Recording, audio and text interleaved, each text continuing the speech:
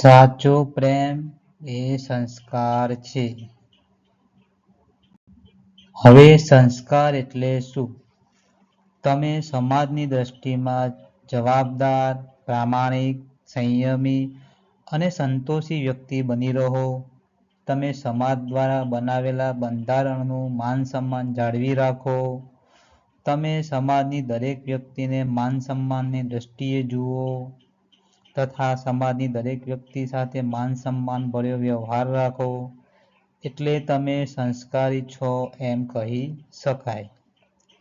જ્યારે તમે સાચો પ્રેમ કરો છો ત્યારે તમે જે વ્યક્તિને પ્રેમ કરો છો તે વ્યક્તિને માન સન્માનની નજરે જુઓ છો, તેની રિસ્પેક્ટ કરો છો, તે વ્યક્તિ સાથે માન સન્માન ભર્યો વ્યવહાર રાખો છો, તે વ્યક્તિની સમાજમાં મર્યાદા જાળવો છો, તે વ્યક્તિની વાતનો આદર કરો છો. એટલે તમારામાં આપમેળે સંસ્કારો કેળવાય છે. હવે સાચો પ્રેમ કેમ સંસ્કાર છે તે તમને 2 ગુણોથી જાણવા મળે છે. સાચો પ્રેમ સંસ્કાર છે તો 2 ગુણો તમારામાં 100%, જો તમારા અંદર સાચા પ્રેમનો જન્મ થયો હશે, સાચો પ્રેમ જન્મ્યો હશે તો 2 ગુણોથી તમને જાણવા મળશે.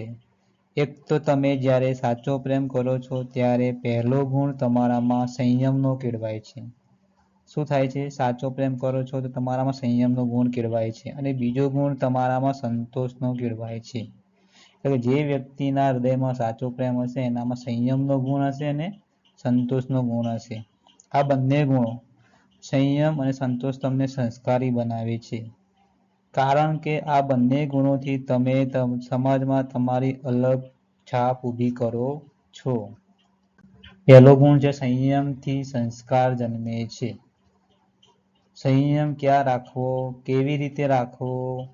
જ્યારે તમે તમારા શરીરની અંદર રહેલા બધા જ આવેગો પર જીત મેળવી લો ત્યારે તમે સંયમી છો તેમ સાબિત થાય છે. એટલે કે તમારા શરીરમાં જે પણ આવેગો છે, જે આવેગો તમારું નુકસાન કરે છે, એ બધા જ આવેગો પર જ્યારે તમે જીત મેળવી લો, એટલે કે તમારી ઈચ્છા ના હોય ત્યાં સુધી એનો શું ના થાય? અતિશયોક્તિ ના થવી જોઈએ. ત્યારે તમે સંયમી બનો છો.